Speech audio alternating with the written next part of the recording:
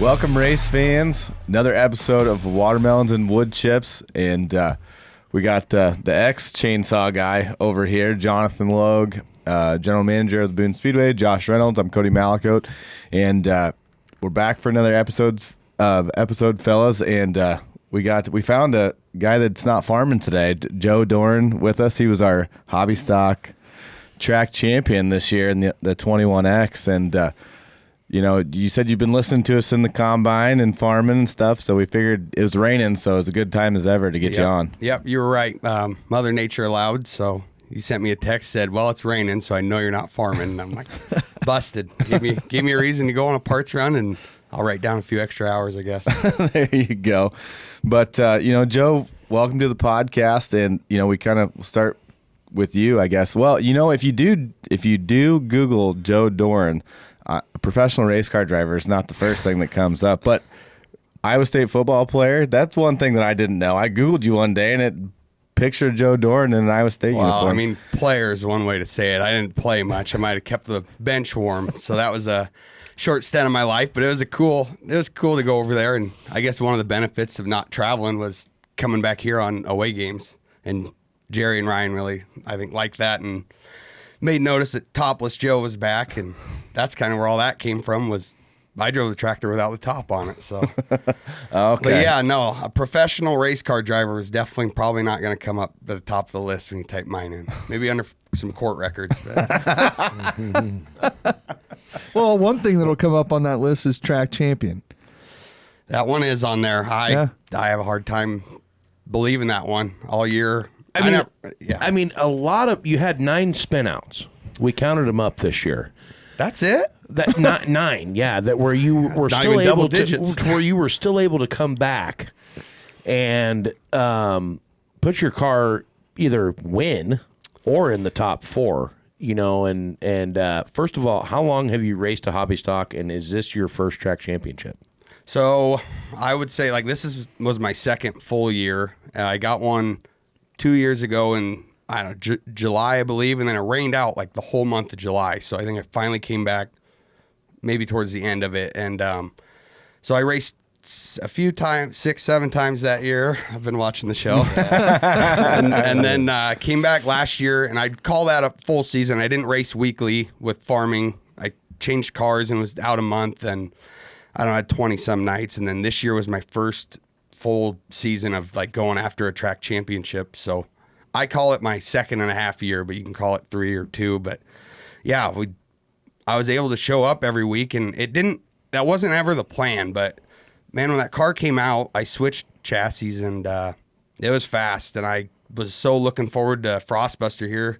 It was fast at Spencer, and I was like, okay, let's go to Boone and see, do you have something? And it was. I got second. I think we went. God, it was the first 4 weeks of the year we didn't have a single caution, but by God, when I had that 3-second lead, that yellow didn't mind flying. Right. But no, it just started working out, and we found ourselves up at the top. And I think around the 4th of July, I was a dozen points back, and I caught Knutson, and then, with the help of him DNFing the last night, I think it was 20-some points I went out. But that was pretty cool. That's where the hard work showed that it did pay off.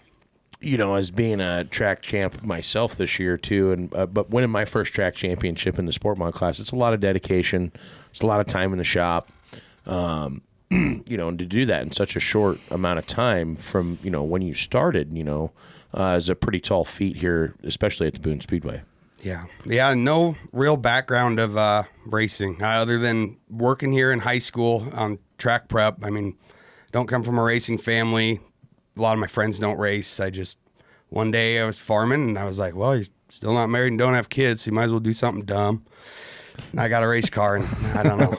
It's all right. So if you didn't grow up around it or whatever, how do you end up here? What brings you here? So Trevor Lawton, who would be Lottie's nephew, one Saturday, I think we came over once. We watched like Frostbuster from the booth, and I think Sarah opened up her window or opened up the door and was like, can you guys go run a tractor? And I knew how to drive the tractor, so Trevor and I got on one. I was a freshman in high school at the time. And then they just, kind of like Lottie said a few podcasts ago, where he doesn't go to hire, they kind of show up.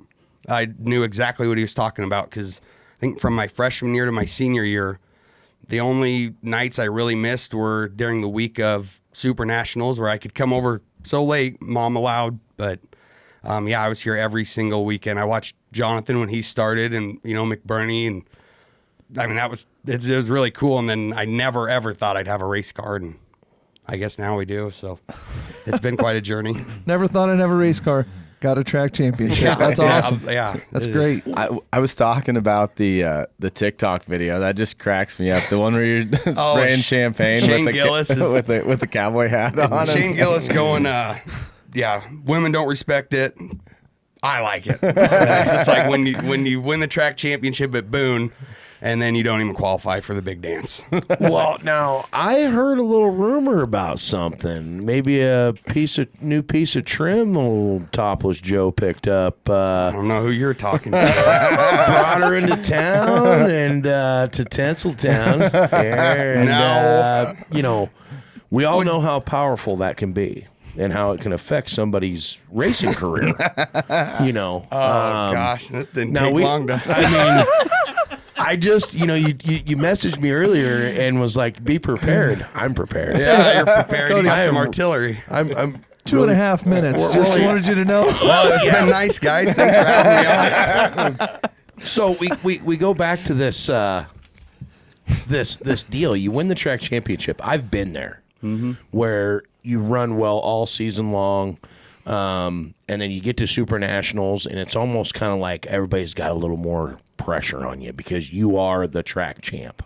To not make the show isn't, it's disappointing, but at the same time, you think about, luck. We all know you have really shitty luck. I thought I had awesome. I won the championship. That's pretty good luck. Well, yeah, but you spin out, you get wrecked. You had some things over the season that kind of shaped that chase to the championship. Yep.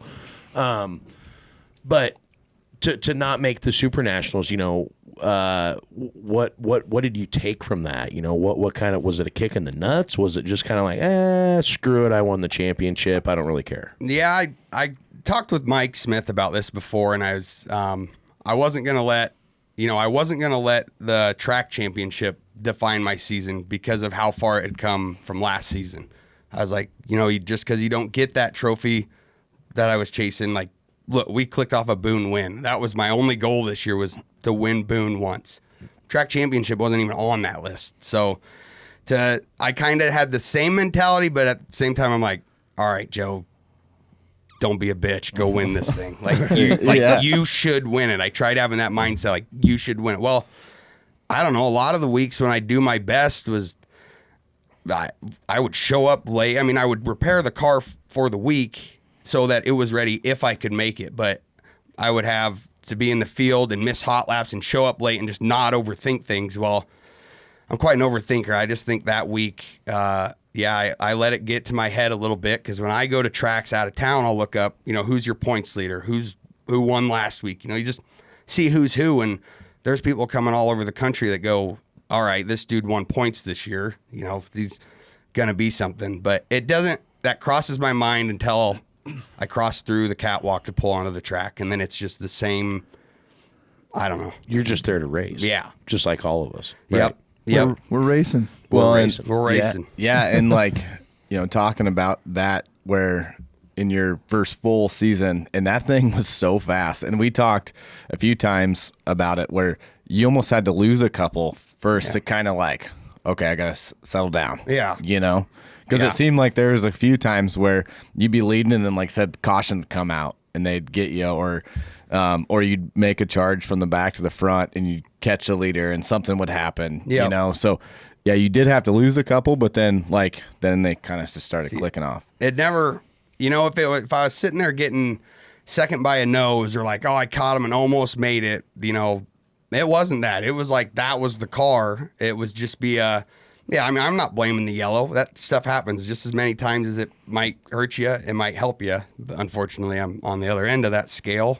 But I don't know. I was driving like I had something to prove at the beginning, and then I seemed to have calmed down. And then actually, Mike got back. He got on my ass, and he's just like, "You're not like that car should be winning every week."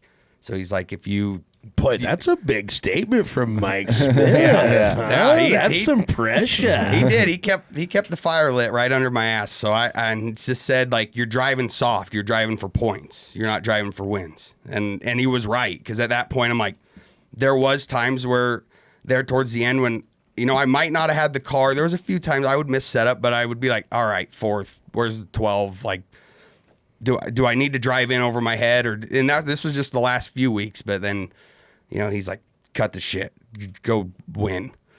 And then I tried to win season championship night and got a yellow, leading it, coming to checkered, yellow, slide job, got second. But that's racing. That's racing. It makes it tough too when you have that mindset. You're not necessarily racing for a championship, but you're thinking about it, because it is, only one in every 20 drivers will win a championship. I don't know if you guys know that, but I got that little badass IMCA letter that Brett sends out to everybody, thanking everybody, and I got that for the stock car championship. Mm-hmm. Only 1 in 7 drivers win a race. Mm-hmm. Yeah. That's crazy. I didn't know that. Yeah. I thought that was really unique that IMCA shipped that out to the racers as a thank you to running our sanction. Congratulations on your track championship. So to do that, Joe, I mean, you can't beat yourself up, but I also know what you're saying. I was racing the Smiths. Yep. All 3 of them, for the stock car title. I don't know who hasn't. I mean, I think they've clinched the stock car title the last several years. One of them, whether it's Doug, Devin, or Dave. Mm-hmm. And to race against those kind of guys, it's tough. There's, I feel like the stock car and the hobby stock class probably had most of the cars majority of the nights as far as car count for, and I could be wrong on that, but I'm pretty sure that the stock car and hobby stock class were the 2 classes that had an average more of cars per week. Yeah, sport mods would have been close. They would have been close, right? Yeah, and in the hobby stock deal, it's kind of grown again. Mm-hmm. We saw a little bit of it fall off for a little while, but yeah, I mean, I think it's like you said, from an average car count, it's back up there now with the stock cars, and but also too, though, really cool that you had no racing background. I told the boys, I said, I don't really know much about Joe, but I'm going to do some digging. I'm just average and I found Joe. some stuff, like this, piece of trim you brought in from out of state. Yeah, there's more to that story. It's worse is she came to surprise me to watch me race the big dance, and I surprised her when I said I didn't make it. Oh, yeah. Did you just say, now do you feel bad for me? I get to spend more time with you? That's exactly what I said. Yep, I gained Mike Smith another fan. So we partied in the trailer, and she'd never been to Super Nationals, and I lied. I said it's like this every week. Well, you know what? Sometimes it is like that at the Boone Speedway. You look at some of them qualifiers and some of the shows that they have here at the Boone Speedway over the course of the summer. There is a lot of iron in every class that shows up to those. So like, salute. I'm remembering that, and that being a points night when you're running for the points was like, all right, you got to go win your heat. It's like you got to win or get second. You pretty much got to win to go have a shot. And man, I don't know what you did that day, but we had a good draw and started on the pole of the heat and still didn't win the feature. But yeah, that gets nerve wracking when there's that many cars. And I don't know how either, but I never had to run a B main all year. Yeah, that's impressive. Well, and that's great. And starting, it seemed like last almost every weekend here. And then like the 10th, 12th place starts, I don't know if I would draw it. And I'd be like, well, that's where I usually start anyways. But I don't like starting the pole. I think that showed 4th of July. It's the only DNF of the year, so that's a good one to have it when it wasn't for points. Yeah. Now, that's great that you bring that up. Why is the Salute to Veterans show a points race? I think that deal has just kind of grown legs beyond what we ever thought it would. And right. When we started this deal 3 years ago, Yeah. basically, or I came begging, and Lottie was like, "You're an idiot. Yeah. It won't work. It will not work." Yeah, that was... Yeah, because Jonathan and I were talking to Jason about doing that deal, and kind of got it all put together, and Josh knows this too. Like I was stressed out about that deal because there was a lot of pressure on there- myself to make sure that this deal worked because Right. it's a big purse and Well, I kind of stuck my foot in my mouth on it because, Jason called me and he's like, hey, man, I hear you got the guy to get us into Boone Speedway. And I'm like, well, yeah, I know him. That doesn't mean that he's going to do shit. As not as a jab at you. I'm saying as far as like, I said, Lottie's not going to be okay with this purse. There's no way, and so He's got to pay Cody. So well, right. And all you part-time tractor drivers and shit. I volunteer. Rod's boss. I was just going to say, when did you hand the reins over to Rod? Was that before you really When started did that driving? hole come and won? That's about the time I left. So. Shots fired. Shots fired by Joe Doran. I like it. That's racetrack like mom it. and dad there, but I got to tease him. I was going to say, I don't know when that started, but I don't remember that being there when I was weekly. But that salute to veterans deal, it really shot off, and I know myself and Cody and I don't know who else really put their nose to the grind on that deal, and because I wanted to prove a point, just because Lottie said that we couldn't do it, and like when I remember the first year, when there was some extra incentive stuff added to the purse by a great family that supports the veterans and whatnot. It was like, holy shit. Like, this is a lot of money. There's a lot of cool things going on with this event. And besides Marshalltown, this past weekend with the Harvest Hustle deal, it was the biggest car count show, single day show. So I guess we can't really compare it to Marshalltown because it was a 3-dayer. yeah. But the biggest 1-day show car count. I think it still has been. The last 2 years it's been that. Yeah, Harris Clash. I mean, and I know because of the number of classes, I guess the Harris Clash would be probably another one that's close. Right. It's kind of hard though too to compare that apples to apples because we're only running 3 classes at the Harris Clash. Right. Yeah. Right. And then the salutes is everything. Right, because that deal, like I said, we just put it on an existing Saturday night because we had to have something that was already structured. And like I said, you and I worked because we were told that we better not be writing a check for this deal. So we're scrambling around, making sure that it's going to go off, and it's been awesome. I think too. Didn't Lottie come forward and say we're not giving up a points night? I think that was originally, of the deal. Yeah. and I know. And now I think they give them. I think there is a couple provisionals that they get, like the highest, non-qualifier that's up in points gets to start the feature and stuff like that. So that because I think Brett had said something to me about it, and he's like, "Yeah, we probably better put a couple of these guys in here because there's 65 cars in this class." And right, they do that at the King of the Catwalks too. I do know that for the stock cars. They give out a couple provisionals, because it is tough, when you get them good guys in there. And you don't want to kill a guy's season on one night, which is possible. I mean, like you say, with the iron we got here, it can do it. If you don't make an A, like, it can hurt. But at the same time, we've got track champions that didn't make an A this year. So it's you can overcome it, but it's tough. I'm that guy. I missed, And Mike did week 1 or 2 too. I think he didn't make I think he won it. Didn't make it the next week. Yeah. Yeah. I don't know about the other 2 classes, but which speaks to this place is tough. I mean, well, Jeremy Mills had a black flag. He had a bad dog no biscuit. Yep. That's 0 points, right? That's 0 points. Yeah. Now I wonder because they do give.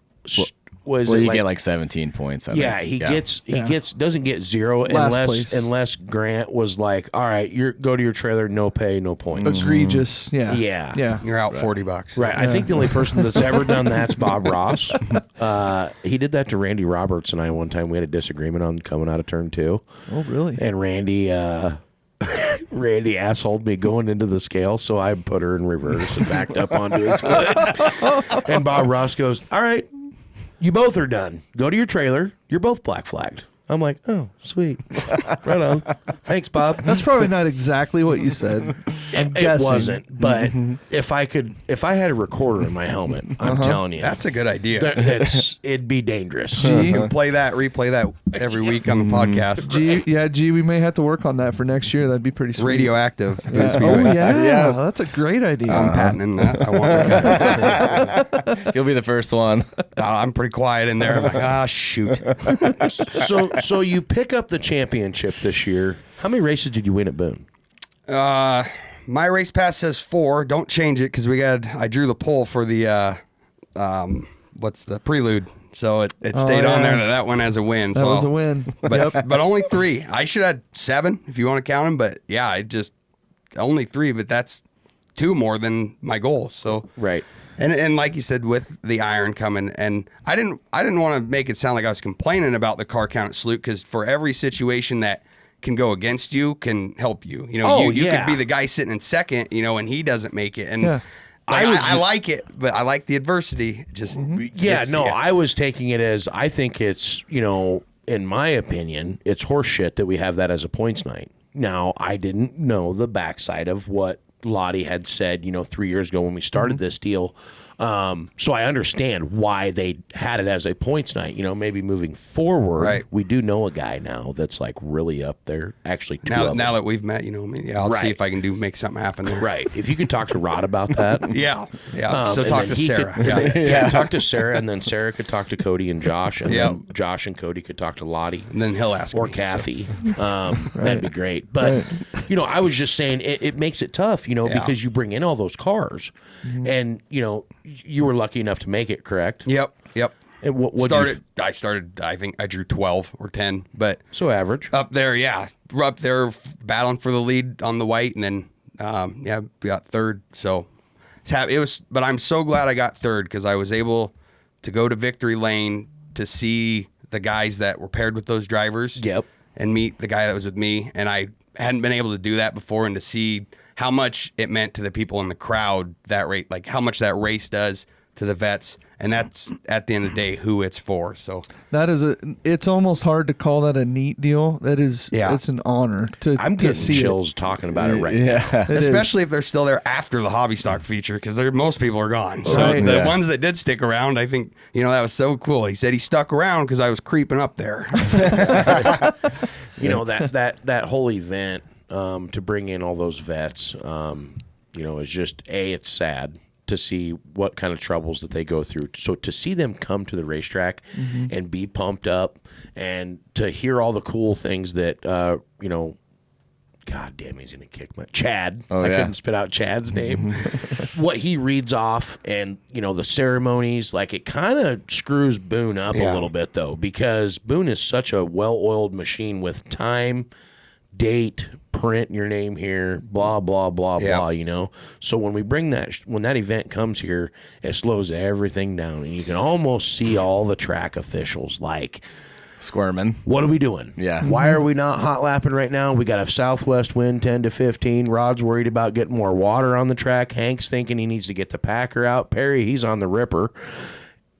It's just like everybody's kind of freaking out. So it really kind of changed the dynamic of that event for everyone involved. All the racers there, the fans, and the track employees. It's a good time to remind yourself why we are there, able to race in a free country. Absolutely. Yeah, and those guys were thinking. And one of the cool things that we did here during the year, and Jonathan was a part of this, was when we did that deployment send-off. I mean, that was really cool, just to see all that.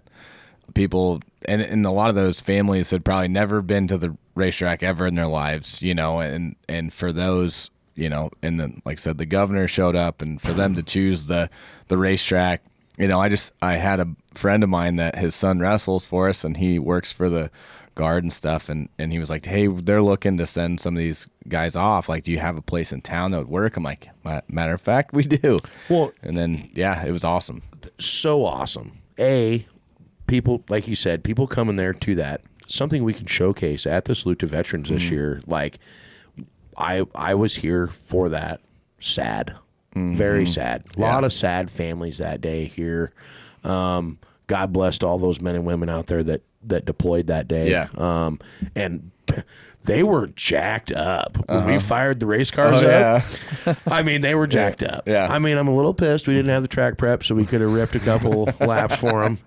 But we did take off down into turn 1 and 2 and ripped 30-foot rooster dust clouds out. That was kind of cool. So the governor coming here, pretty cool.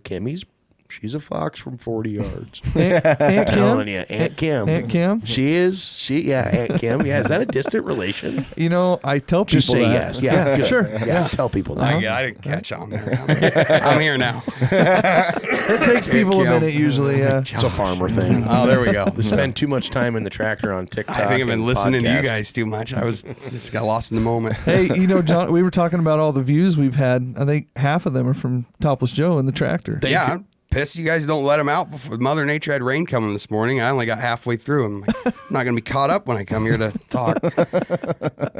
It's a farmer's best friend is a good podcast. So Well, I don't know if we'd call it good, but at least you get to listen to us, I guess. That's So- right. That's right. it's true. Well, let's we've hit our break time here, so we'll take our break. We'll come back, ask Joe some more questions when we return to Watermelons and Wood Chips. When you go green, precision matters, and that's why you choose Weir's Machine. From suspension components, tools, and data technology, we've changed the game for race teams around the world. Our ultra-force load machines are revolutionizing how teams collect and analyze data, while our Circle Track app provides a data storage notebook, giving you the edge on every turn. We're not here to follow the pack, we're here to lead it. American-made, race-tested, Weir's Machine. This next segment is brought to you by Logue Fabrication, your go-to shop for custom metal fabrication. From residential and commercial projects to auto racing applications, Logue Fabrication delivers quality and precision every time. They're not just fabricators, they're racers too. Proud home to Rage Hobby Stock and stock carts you see tearing up Boone Speedway every week. Whether you need a custom railing, a commercial build, or race-ready metalwork, trust the team at Logue Fabrication to get it done right. Logue Fabrication, where craftsmanship meets horsepower. We can help you stand out anywhere with P1 Promotions, the home of P1P Canopy. From the racetrack to the ball fields to trade shows and beyond, our custom pop-up canopies are built to showcase your brand in style, with multiple sizes and full customization available. But we don't stop there. P1 Promotions also delivers custom rugs, apparel, sportswear, trade show setups, and even P1P custom awards that make an impact. You can see all we have to offer at www.p1pcanopy.com. Welcome back, race fans, Watermelons and Wood Chips. I'm back from the break, and we were just talking with Joe. You're talking about, we were kind of talking football, right, a little bit during the break, and kind of cool. Your grandpa was in the NFL too. We were talking about that during the break. That's pretty awesome. Yeah, no, there was some big shoes to fill at Iowa State for sure. Their grandpa, Hall of Fame, a lot of honors, and then NFL for 11 years.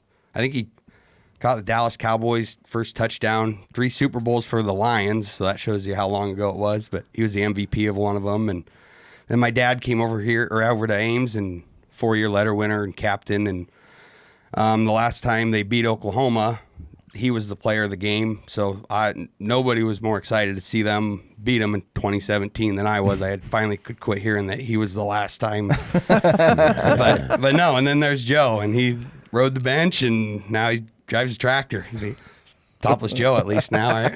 Got a nickname out of the racing part of it. Yep. But no, that's pretty cool. And speaking of the Lions, I sent you that the other day. So we were at the Iowa State game, and David Montgomery just like walks up to our tailgate. And it was pretty awesome, and we got to talk to him for a while and stuff. But stud, yeah, pretty cool. Like I said, we were googling Joe Doran, and it's you're more risky. Yeah, dude, be careful what you're doing there. There's some pretty crazy stuff on there. Yeah. Like you dove in, saved somebody's life. Is that? Yep, that's real. Saved a girl's life down in South Padre on spring break. So me and a couple other football players at the time brought some good publicity to things happening in South Padre over spring break. It was, not the story I thought I was going to come back with, but it's one that at least I can tell for a while and feel good about. Wow, yeah, that's hero awesome. Hero to zero, and then now we're on the climb. So Yeah, now we're track champion at the local Boone Speedway. That's baby. right. And then you don't qualify for Super Nationals. It goes back down. It's kind of a roller coaster. Well, to that point, right? Racing can be like the most humbling sport. Obviously, you three know, and I guess me working on cars and stuff. It's part of that, but never like in the driver's seat. But yeah, it is very humbling, right? So you could be whooping ass for however long. Yeah, but and it's then, still humbling for a crew guy too. Yeah. I feel like, because Right. as a driver, the guys coming to the race shop every week, and whether you have guys or you're doing it yourself or whatever the case is, those guys are just as invested as you are, in my opinion, because they care about it. They're there with you. They're there doing it. So like when we don't do our job as a driver, I feel like I'm not only letting, your good fans and your bad fans, for one, and for two, your sponsors, your family, because your family is a big part of this deal. They support and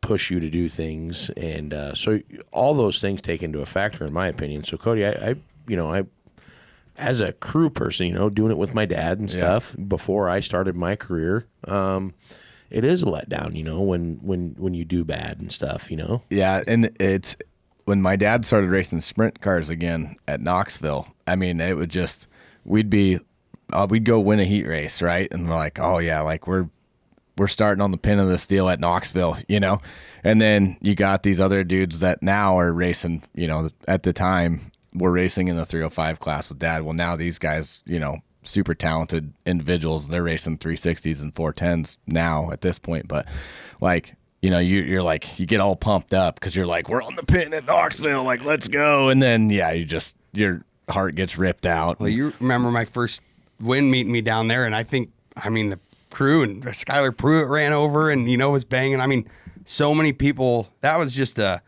was such a surreal moment because they were there on the weeks I wouldn't qualify, or the year before, run 8th and still come back the next week, and then the same people were there this year when we were a lot of weeks. There was the car to be. You can tell how good you are if you're driving through lineup the other way, and how many people look over at your car. It's like I used to drive through and a lot of people kind of turn around like, I'm just here. I'm fine. I'm not going to do nothing. But no, to see how excited they get for being involved or just a fan and sticking it out. And I do a lot of the actual manual labor myself, with the help of, if I ever doing a big project, we'll get people like my buddy Garrett. He's 30 years old, but he's still working on what wrenches mean. Like the 1-2 is a 1/2 inch.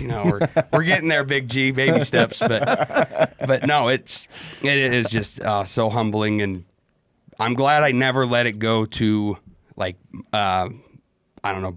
I've never been cocky. I don't feel like. So even when I was doing good, I was telling you, I was like, one of the first things I said is, well, I should have been up here sooner. It's like, finally, like the car's faster than the driver. And well, maybe not cocky, but when you drive that thing as deep into turn 1 as you have a few nights, you got confidence. Yeah. I mean, because there's not a lot of people that drive that thing that deep. Yeah, I like the roost. If the rooster tails can touch the catwalks, I think you're doing something right. Because it pissed me off last year. Mike's like, go up top. Count how many races have been won on the bottom this year. Go up top. I'm like, I was up top, and you go, like, you're up top or my up top, and I'm like, fucker. So when this year, when I knew he was standing in turn 3, I could feel it. That right rear was like right there hugging the John Strabley land down there. It's like, I'm like, there, is that high enough for you? But he was right. Yeah, and if he was racing with you and you weren't on the top, he'd drive around you on the outside. Yep. And with a 30-foot rooster tail. Yeah. Right. The top, there is a top, and then there is, I call it above the top. And man, if you hook it right, especially in a hobby with those tires, and I don't know, my driving style I feel like was weird though. I really like to keep the car under me, but I would, at the same time, you can't kamikaze it into a corner and keep it completely controlled. There was a lot of trying to be in control of being out of control, but then it was like, calm down. The car's fast. You don't have to. Yeah.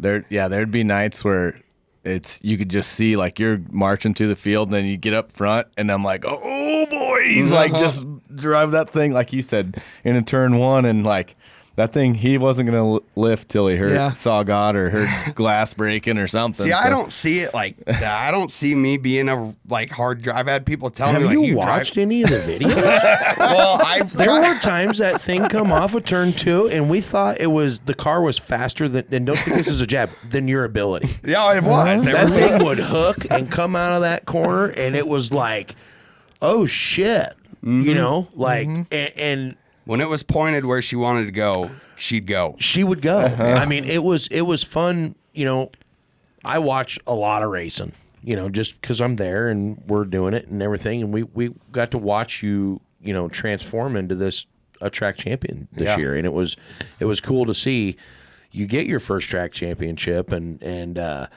you know, the learning curve, like you say, of it, you know, it's a very cool story because you don't have a racing background. People, it can be done. You know, everybody thinks, oh, geez, racing's so expensive. Well, you know what? Camping's expensive. Football's expensive. It's all expensive. Yeah. Everything you do is expensive. I was fortunate enough to join after. I never saw the cheap side. So these guys are like, God, to have a car nowadays, you know, you used to be able to do it. It's like, you know, I heard you guys talk about the motors. I'm like, glad I never seen that because I mean, you don't really hesitate. You're just like, you want, I mean, that's to like the claim rule. I'm sure there can be a whole segment again, but it's like, you want the good shit to last.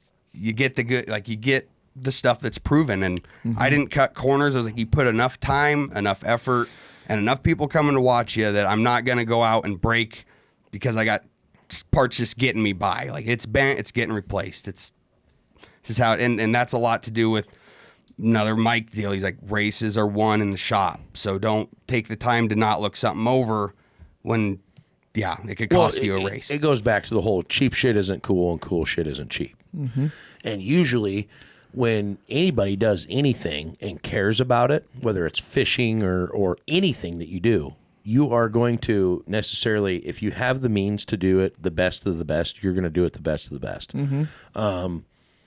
But for the most part, you know, nowadays, I grew up in that era too, where, you know, you couldn't go to the junkyard and build a car. You know, you had to go to a chassis company or find a good used one and well, try to. But it usually shows. I mean, right. Yeah. And I love it when people post their race car for sale or your race car for sale, and they're like, well, you know, does it have a bunch of junk on it? And I'm thinking to myself, it's like, well, did you see the last time I raced? I ran in the top 5.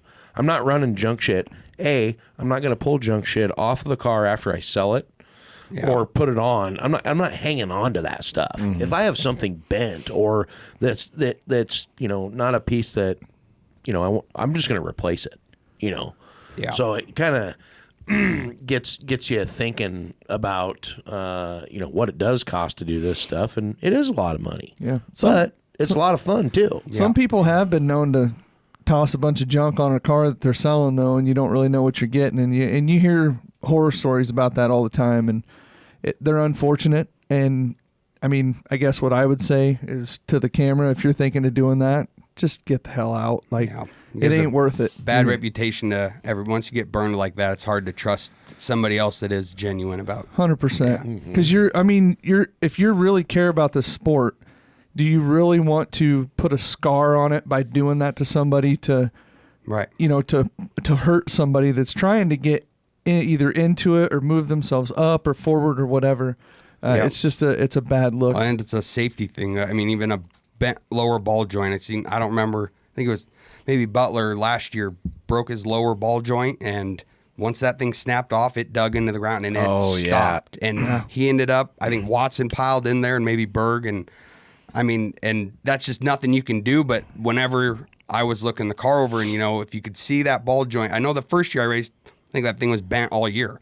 I'm like, well, bending's gonna break, and no, it's more than just not winning a race. It's the safety or messing.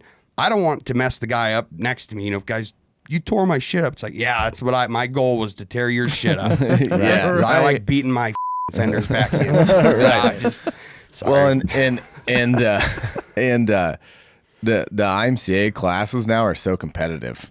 So you have to have you got to have good shit on your car to Right. make it go. Everybody's using these great companies, Performance Bodies and Weir's Machine, Hammond Motorsports, where all of these mid-state, all these great companies that service our sanctioned, not just ours but many others, have all that stuff.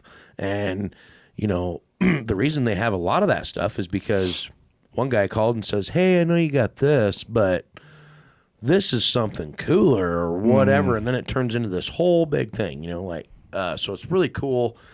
Keep up on the new days of racing, it just well, if you look in the Weir's catalog, like it'll say inspired by the driver, which or whatever. is so cool. Yeah, I think that's really cool because you take an idea to Chad and he's like, "Oh yeah, we could probably do that," and then he'll put his little tweak on it. Yep. And then there's another part in the book that you didn't think you needed, but now everybody's got it. Right. Well, and see, people say that, Chad Weirs and people like Chad Weirs. I don't know specific names, but I know Chad very well.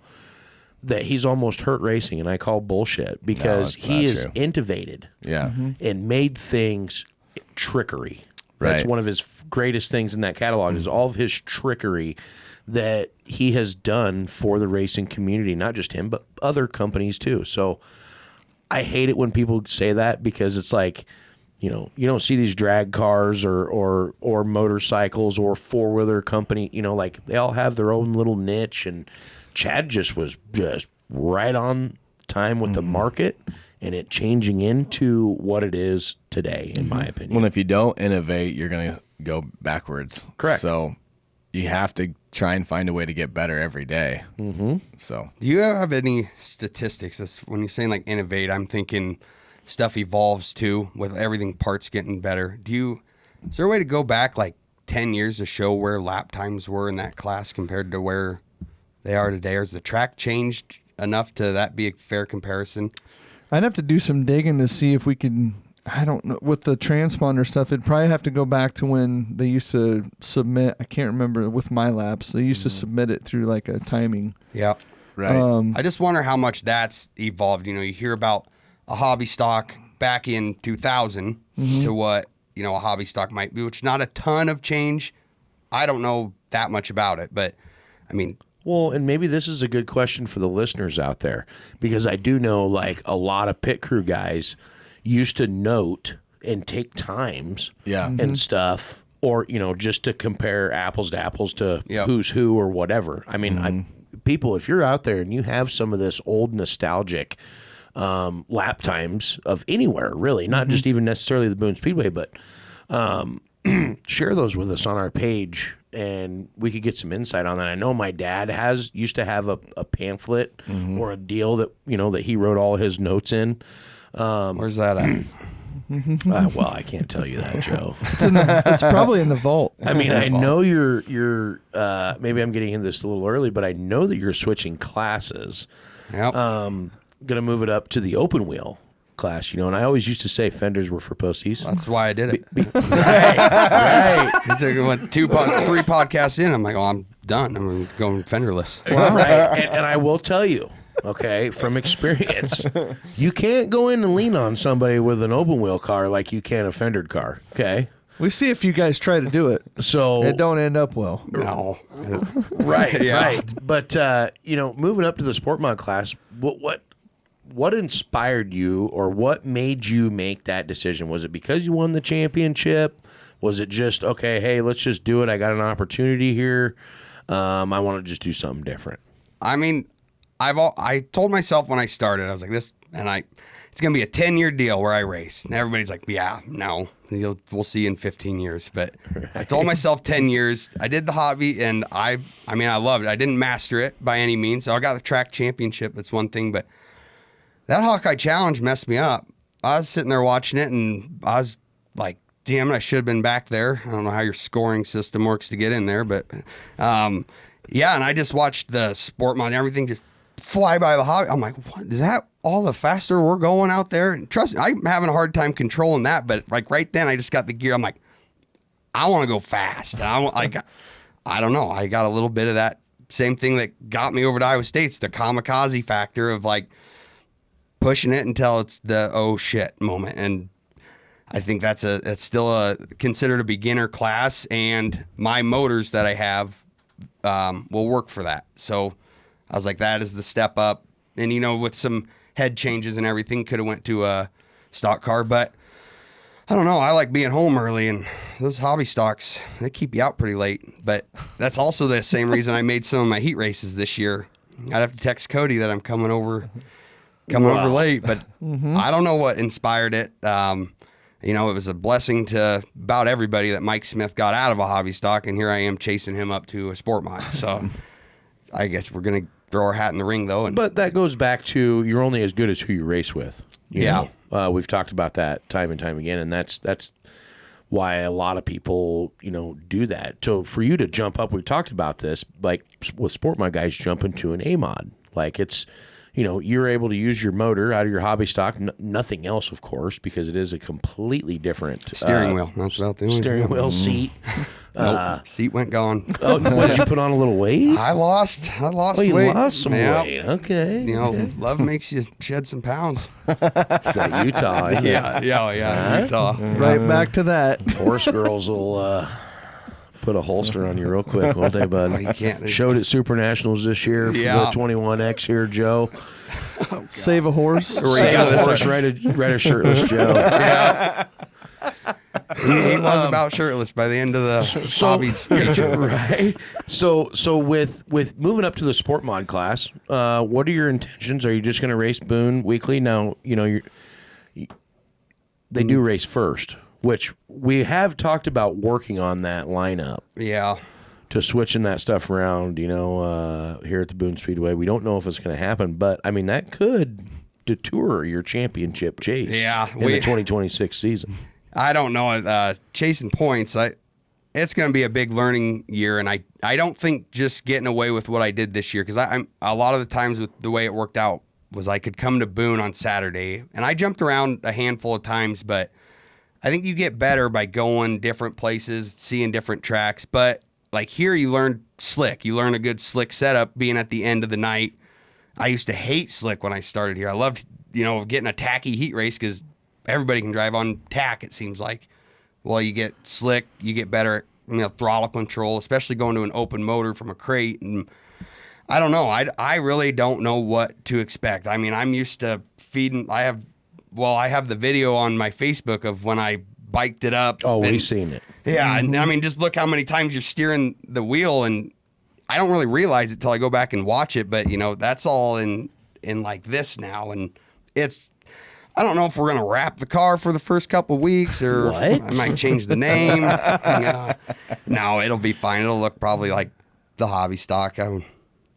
So purple and green. Oh, a little bright black, a little purple or green. I got a door and I got a nice tent. Now, I didn't know Cody made tents till he started advertising on the podcast. So, But no, hey, I did come help you the one day. You were looking a little worse for the wear the early on there in the Super Nationals week, and he couldn't figure out how to get his tent up, so I had to go over and help. Still coming off that season championship high. Too many bush lights. Yeah, well, I missed the next week because of a wedding, and then I was on the decline. But Joe, I gotta say, as long as you got a blank slate, I mean, you are a farmer, right? Yep. You are partial to the John Deere green. Well, yeah, a little bit. I'm just saying. I mean, maybe that's is that an patent idea. There, or can no, buddy. You make her look like that. AJX. They unpatented that in like 2000. Yeah. When he retired. That was a long time ago. Well, that's pretty neat. Yeah. Let me snap some pictures of that. I would love to see a John Deere green race car back on the racetrack. You find a way to get John Deere to sponsor me. I'll paint that thing. I'll do what I can. I'll paint my rims yellow like Deere. I'll make some calls. Yep. Be perfect. Hell yeah. Oh, that's funny. Hey, but moving on from that, we had a little racing going on here. By the time this comes out, it'll be a week behind. But Harvest Hustle, Bobcat was over there, and in between his action figure promos, he was doing a little racing over there. We went over to the Marshtown Speedway, stayed home for the practice night, and didn't really do much Thursday night. Just kind of hung out, decided not to go over there, and we raced there on not a weekly basis, but quite a few times over the course of the summer, and just got a lot going on, and went over there Friday, and of course, draw this Glendale 77, puts us on the outside front row of Heat 3, next to Damon Murdy, draw Ryan Gustin, Dallin, Johnny Spa. This is the type of shit I'm talking about. Like when I'm like, oh man, I mean, this baby's stacked up, right? And so we get out on the track, and the Big L's there filling in for Josh, Colton, of course. They're like, slow down. We're going to try to get going green here. Of course, I forgot to put my transponder on. So, like, I'm trying to warm the car up, so I'm dragging the brakes, and Damon's kind of going a little faster, so I'm trying to keep up with him. So Logan's like, all right, we'll go another lap. Like, kind of pissy about it, but I was okay with it because I kind of wanted to warm everything up. They dropped the rag. I'm like, my dad goes, you're going to suck when you get over there because you haven't raced since Super Nationals, and you better be on it and giving me shit, So I'm like, I'm on it. Like, is he just trying to rev you up? He was revving me up. Yeah, because he wasn't going to go because he was going to go to the Iowa State game. I'm like, you're going to talk shit and then go to the football game? Watch them lose? He goes, well, I'll be watching. I'm like, it's not the point. Right. Right. But okay, all right. So, Foxman, he drops the rag. We come off of turn 4, and I totally felt like I jumped Damon bigger and shit. And we go down the chute, and we get down into turn 1. And I dumped that baby down in there like Joe did a couple of times this year and stepped right on my wiener. Hurts, don't it? Oh, bud, that thing was swollen the rest of the night. And I spun out. I just went in too low because the cushion looked a lot bigger than what it was. And there was just this slick patch. And I bet Todd Reitzler shit his pants. I didn't feel him touch me, I just went in and got on the brakes really hard, and it just come around. And I did not know this at the time, but of course, any racer, the yellow comes out. I'm like, I'm going up to the front because if they let me have it back, I'm just going to stay there. Well, the rule is at Marshtown, because so many people are like, how'd you get your spot back? I'm like, I don't know. I didn't make the call. I don't have the headset. I'm in the car. I was thinking that I was going to go to the tail. Marshtown rule is if it's a one-car spin before one lap is completed, it's a straight up restart.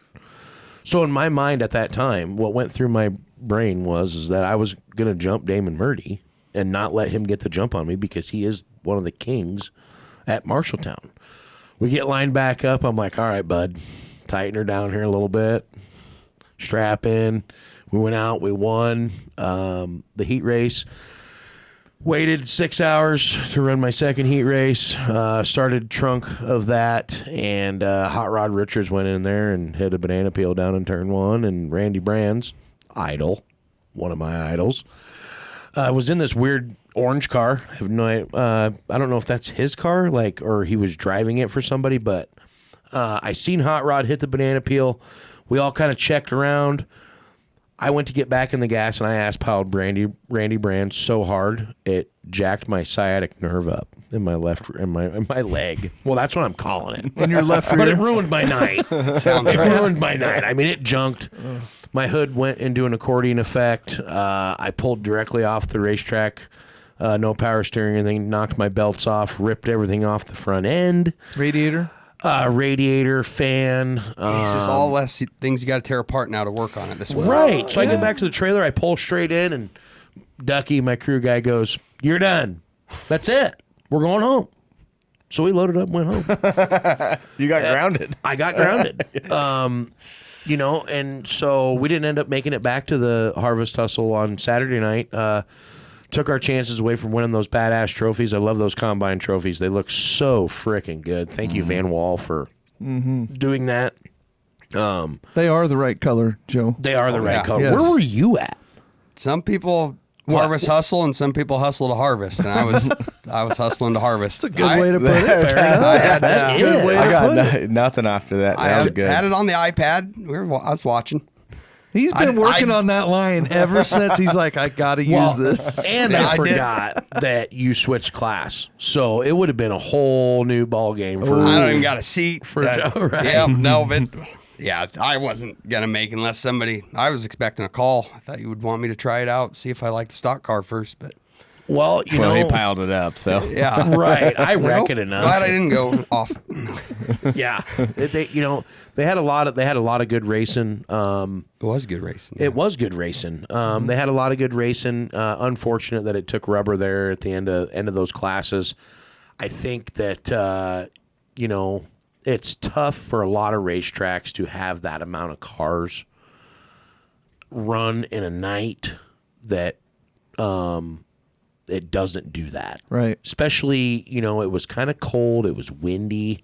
That takes a lot of effect on a racetrack, on how it dries and how it shapes over the night of racing on it. For sure. Dirt does weird shit with the cold. Right. It really does. Like Friday night when we were there, it was like, holy shit, this is the old Marshtown Speedway. And no, Jerry, Velvet Lips. I've had a lot of comment on the Velvet Lips. From him? So, no, well... Maybe. Possibly. I mean, from him, not from him. If you want to know the Velvet Lip story, you need to go to his Facebook page, folks. It is posted on there from about 15 years ago, so you will have a while to scroll to find that. But if you want to know about the Velvet Lips, you ask Jerry. He is in his off season now. He's done promoting for the rest of the year, so you can get in his contact there. But the racetrack overall, I feel like what a excellent field of cars. Oh man, that they had over there. Mm-hmm. I don't know if I've seen that place that busy since I've raced there. I think I mean I wasn't there, but I believe it was a record. Really? Yeah, I think so. Yeah, that was a lot of cars. Well, that's cool. As much as if I wasn't combining and had the car ready, that'd be such a good fix for the end of the year. Get your racing fixed and done. But for some reason, it seems like when the racing stops here, luckily my racing switch goes off until harvest gets through December, kind of get the itch, but like January, February, March, like I got to find somewhere to go embarrass myself, I think, out of state before I bring it back. So really? See, there's a thing about this. I think there's a race in Florida in February. Jonathan, do you know about that? You could be the first inaugural winner of the Sport Mod session of the Clash on the Coast 2026. Yeah. Or the first Doom Scroll Sport Mod. You could be. That would. I mean, hey, we got goals. Either way, they're both cool. Yeah, that's pretty neat. Just saying. And it's Florida. I mean, a bad day in Florida in February is a lot better than probably a good day in Iowa, unless you're on the river, which never freezes anymore. But right. Yeah. You got sleds. I've seen that on your Facebook profile when I was searching you earlier. Yeah, I'm trying to find some, not a lot of dirt. I'm trying to figure out where you got it. That's right. Got some ideas, though. Don't underestimate the Bobcat because he knows. Don't tell him to prepare because he prepares. Oh, I prepare. He'll claw for information. That's right. That's right. Oh, that's... So, hey, we talked about Marshalltown a little bit. Rev boxes. So, I just looked on Saturday, Sport Mod and Hobbies, 7 DQs in those two classes alone. One of them, I think it was a hobby, one of the Rev boxes was unhooked. Shame on you, whoever that was. That's just that's straight... a no-brainer. Yeah, you got to have them hooked up. But, hearing some troublesome stuff with that. I don't know... I've heard that there's issues with, I believe it's MSD. But yeah, there's something going on there. I really don't know. As a racer and as a chassis company, we stand behind our product people. That's who we do business with. That's who we get our product from. That's what we try to sell. Everybody has a little bit different thing. I believe when they used to run the old style chip box style, and then they went to this new soft touch thing, which is all digital. I'm old school. I wish that they still had a chip box for the rev limiter for the hobby stocks and sport mods. Just another option. Like I think we had some trouble with this at Super Nationals with this going on. I think IMCA has addressed that issue with some really weird things going on. It's very unfortunate that they did have to DQ those drivers regardless because of the situation. And I've been on that side, except, well, Mr. Brett Rutt, I went to Vinton one night. I had 2 cars. Well, my chip box, the whole thing was just gone. There was just a wire in there because we forgot to put it back in. Okay. I had no idea. It was a B main. And Brett's like, where's your chip box at? I'm like, right there. He's like, no, it ain't. I'm like, pissed that he's like, I thought he was messing with me. I get out and I'm like, the only thing that's in there is literally the cord. So, but Fell out. yeah, no, we took it out because I had 2 cars. I had a Boone car and I had a car that we traveled around with, but on the driver's defense, not shame on Marshalltown or shame on Super Nationals, but when there's multiple cars, like I think it's very odd that 7 cars at Marshalltown get get disqualified because of the same issue. Normally it's 1 or 2 guys. Or, I don't know how many at Super Nationals. That would be a Ryan question. I might actually have that. Maybe do some digging. I will. I'll do some digging for next week. Because, I don't know if there were 7 all week at Super Nationals. I feel like there might have been pretty close to that. Really? Mm-hmm. Yeah. But yeah. You know what I'm trying to get at here is it's Right. like, okay, we have over, 500 cars and only 7.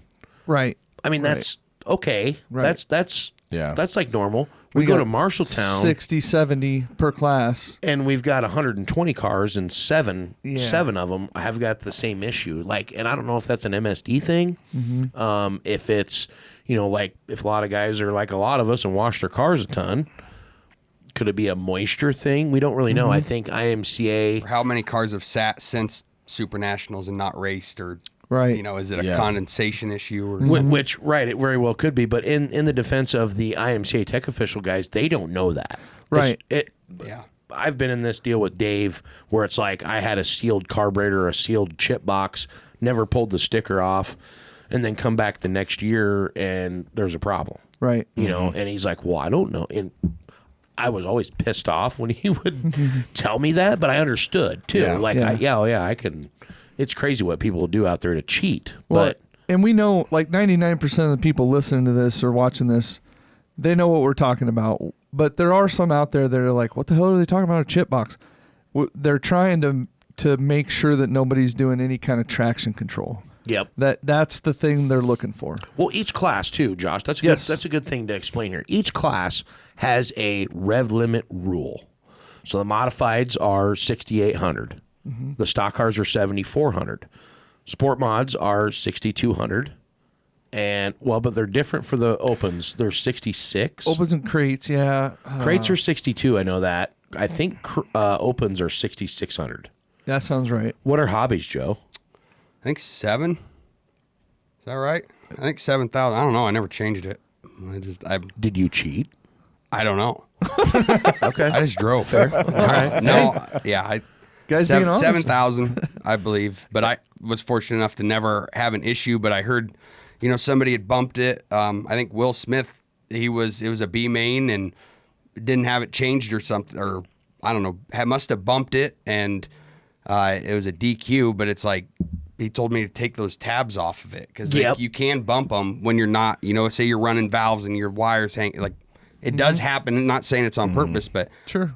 I just didn't risk it. It's been working, so I just... Let's not kid ourselves. There are people out there that turn them up. Oh, absolutely. Guaranteed. I've 'Cause done it. Guys are looking for an advantage. Well, I mean, and tell No, me. I'm kidding. I haven't done it. So I ran a hobby stock for a minute. Like after all this stuff came in, it was 2015. I had a buddy that had a car. We ran a few races.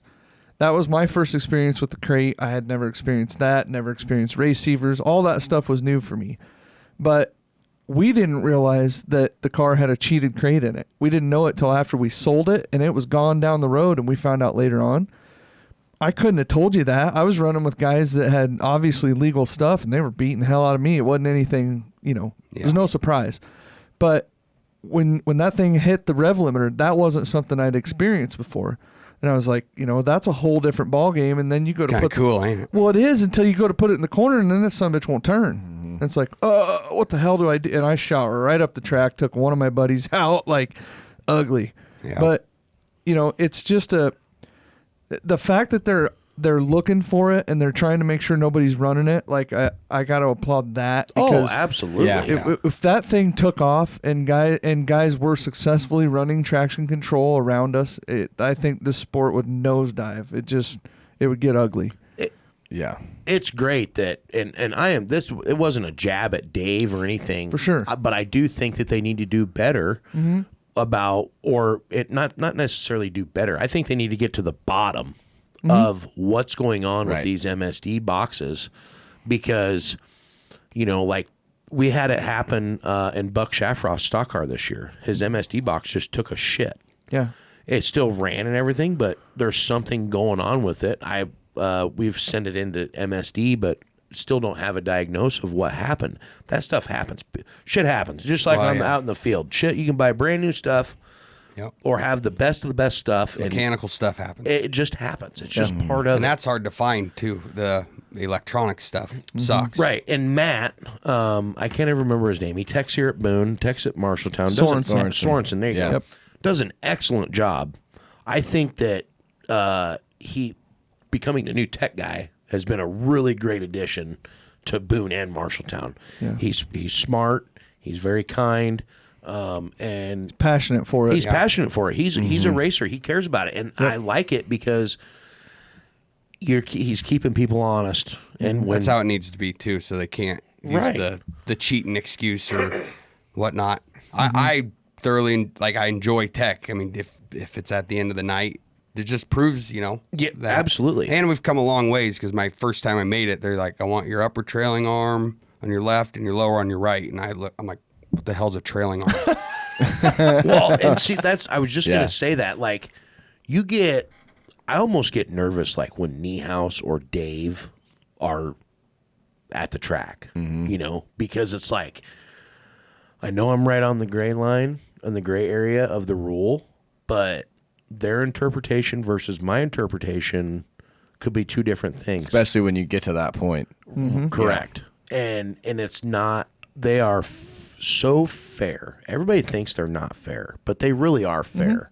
And it's just like the cops. If you're not a dickhead to them right out of the gate, they'll treat you, they'll give you a fix-it ticket. Go in there, chomping. Yeah. Sorry, bud. But this whole thing at Marshalltown, I feel like 7 cars. That's just odd to me, as a racer and been doing it. You just don't hear about it. So I'm just really curious to wonder, A, what are they going to do with it? How are they going to fix it? Or how is IMCA going to be able to police that? They're already policing it very well. I think it's taken away a lot of the guys were putting fingernail polish on the old chips and doing this and doing that, or it's nerve-wracking as a racer, because it's something that when they do go out like that, you have no control over. It's like, when do you replace it in the season? We don't even have a number to go off of, like, okay, 10 nights should probably and they're $100, and you can get a new one and have it do it. So you can have a brand new one and do it. Yeah. So I feel like if there's some kind of tool out there that, and maybe there is, I don't personally know that, but maybe they need to get that tool or get in which MSD's been a part of IMCA racing supported IMCA racing for a long time. Really long time. They will figure it out. Yeah. 100%. Yep. Yeah. They'll, like I said, especially if it is a recurring issue, they're going to do what they can to get to the bottom of it, right? Like, they're not just going to let it go. But what is that like on your guys' side of it? Like, okay, say Saturday night after the races, you guys have your little officiating meeting or your little phone call on the way home. Is it like, holy shit, there were 7 guys that got DQ'd for this? Like, what's going on? Yeah, usually for me, I realize it as it's happening, because you're putting this stuff in, and I always make notes in MRP. It's not anything that is out public, which I kind of wish they'd make that public, but I kind of realize something's going on. But yeah, when you get to the end of the night, you kind of realize it, and then on that phone call on the way home, or Colton and I going home from Marshalltown, we'll be talking about it, and it's like, Yeah, that was a big number. I mean, and we've called Matt on the way home and talked to him before about tech and how it went and certain things that he's seeing or maybe wants to check the next week. Well, on the way home in the racers pickup, it's like, you know what? Them guys screwed us over.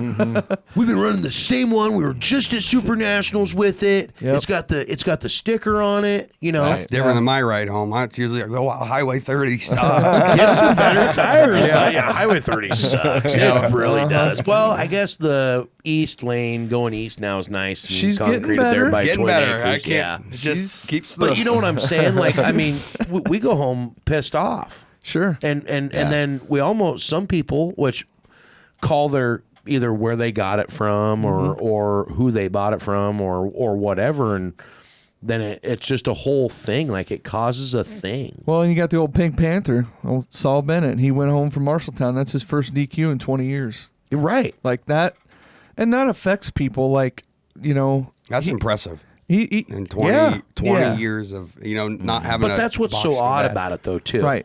You know, Right. Johnny Carter got DQ'd for a carburetor on the Dakota Mod Tour. Yep. Never been DQ'd in 20 years. Never. Like, he lost sleep over that. Sure. Like, it messed him. I mean, he made a big long post, and Saul Bennett, same thing. You know, it's no different. Yeah. We got DQ'd at Super Nationals for a shock deal. Yep. It's devastating. Right. Yeah. You Right. feel like you let your people down. If Like- you're not devastated from it, though, then I gotta wonder. Yeah. right. You know what I Oh, mean? absolutely. If you are, then that tells me all I need to know. Right. Like, you but know, it still doesn't change the circumstance. It doesn't. You lose You're out on right. that, on your investment. Your night is done. Yep.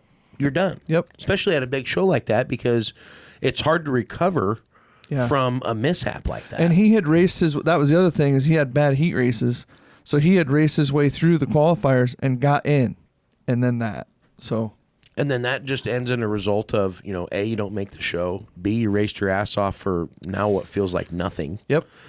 And C, the payout window is about $150 lighter than what it would have been if you would have made the show, or whatever those numbers are. Sure. Don't, Yeah. You know. Yep. Yep. Right. Yeah. So that just, it goes back to like showing you care. Right. And that's what, you know, we've talked about that a few times where, you know, we care just as much as you guys do on our end. So we're like, okay, what do we need to look into to get this fixed? Right. But So- still, though, it's on the other side of, like, when I've chewed your ass about dumb stuff that's happened on the racetrack. Like, I think about, I don't think what's going on when it's happening, but then afterwards, I'm like, God. I'm like, I wonder. We never thought about this when we were playing sprint cars when we were kids, that I was going to rip his ass about something completely he had nothing that he could do about it. And then I'd always message him or go back over and be like, hey, bud. He's like, I get it. I understand. You're just venting. I know. But it's like, at the same time, it's like a listening ear sometimes from officials at the racetrack. You know, like, everybody makes that post. Corey Drips is the biggest about it. Don't go yell at my racing my people. Right. You want to come yell at me. But at the same time, all those people that are that you see at those racetracks that care about it, that you have a relationship with, it's kind of nice to lean on them every once in a while, even though they may have no power at all to do anything. Not that you want them to, but Was you it know the what I mean? Frostbuster where you ended up in the infield and you guys were on TV but no microphones were there? Because I was texting Cody. I'm like, dude. Oh, this year? Yeah. Oh, yeah. Okay. I was like, Cody, is everything all right? He goes, that's just Jonathan. That was his text back to me. That's That's just Jonathan. Now, come on, boys. No, Now, I mean, we've got 33 laps on this car, and it gets upside down. You know how many people messaged me and was like, dude, you're the bottom of your race. That's the cleanest I've ever seen a race car. she was sharp. Yeah. Yeah. I mean, it was wild that... all the secrets gone. Yeah, right. I don't got no secrets, but I tell everybody what I'm doing. They don't believe me anyway. I don't know what I'm looking at. So everybody saw the bottom of my car. So that's no different. When that all happened, and I got spun, or if I spun on my own, whatever, you know, and you get on there and you're like 21X, you're stopped under yellow to the tail. It's like, I worked here and I heard that Bob Ross say that how many times? I mean, no argument. I wasn't mad. My crew was all pissed. I was like, chill. No, come on, bud. I wasn't Quit mad. sticking up for him. We're pissed. I don't know. That one there, I was like, that was my first race with a manual transmission, though. Had I had my Power Glide, I got in a pretty good habit of throwing that thing in neutral and keeping the car alive. But I was like, I stopped and the car, and see on my GoPro. Then I press the clutch. That damn extra pedal down there. Yeah, the traction control pedal. Right? Yeah. Yeah, that's good. Yeah. Well, you got anything else on? Well, you got a concert, don't you, to get to? What time is it? It's 5:56. Yep. Oh, be boy. late for that one. Yeah. Huh? Yep. Well, I think on that note, we got to go pick up our children. So, Yep. No. well, not you, but Jonathan and I. But Well, thank we you. don't know. No, no kids. And Jerry announced that I'm not married. It's just, So, I mean, but this okay, excuse me it if was you a do good watch week, this. and thanks for everybody for coming. And Watermelons. So are you bringing her back for the 2026 season? No. Okay. In a sport mod? No. She thought I was good. So the story is, she was a bridesmaid. I was a groomsman in a wedding during the Watermelon Clash. Jerry saw a Snapchat, told everybody I was getting married.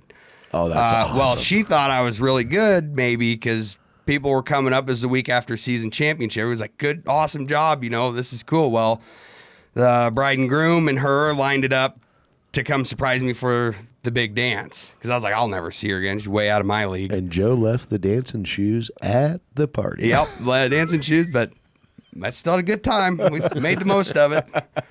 She got to stick around for a 2-hour hobby feature, and then, we watched them all. It was cool. So you've successfully bypassed the question. Is she coming back? no, the yields were good. Beans were up in the 80s. Corn's been, 250s. So, we'll. It's been a good year of harvest. Yeah. Man, you're getting real good at that. That's pretty good. How are the kids? Are the kids? They're good. They're all doing good. Yeah, they're good. Well, I think we're all on a good note here. We got some comments and stuff, but we can save those for next week. Sure. We can Sure. do that. Yeah, we'll check in with Joe and see how the harvest is going. We'll next do that. week. Maybe we do a call. Like No, we'll just we call you and see how it's going. Yeah, you just give a FaceTime quick, and I'll probably be in the cab. So, Right. Yeah. Right. Right on. Well, we do appreciate Joe coming in, especially Yeah, on thanks for having me. on Yeah. short notice. But with the rain, we knew he wasn't doing anything anyway. So. Farmers do. Yeah, right on. But for Joe Doran, the IMCA Hobby Stock track champion, Joe Doran, Non-qualifier. Jonathan Logue, Josh Reynolds, we thank you guys again for watching another episode of Watermelons and Woodchips. We'll see you next week.